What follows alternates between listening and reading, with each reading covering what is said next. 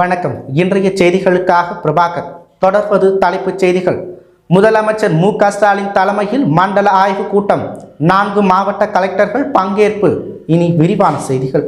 கள ஆய்வில் முதலமைச்சர் என்ற திட்டத்தின் கீழ் முதல் நிகழ்ச்சியாக வேலூர், ராணிப்பேட்டை, திருப்பத்தூர், திருவண்ணாமலை ஆகிய மாவட்டங்களில் செயல்படுத்தப்பட்டு வரும் அரசு திட்டங்கள் குறித்து முதலமைச்சர் மு.க.ஸ்டாலின் ஆய்வு மேற்கொள்ள நேற்று வேலூர் சென்றார்.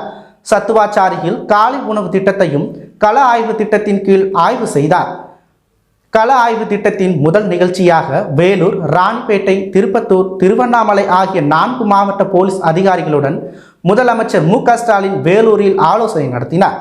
இந்நிலையில் வேலூரில் இன்று காலையில் சத்துவாச்சாரி பாரதி நகரில் கட்டப்பட்டு வரும் சுகாதார நல மையத்தையும் முதலமைச்சர் மு.க.ஸ்டாலின் ஆய்வு செய்தார்.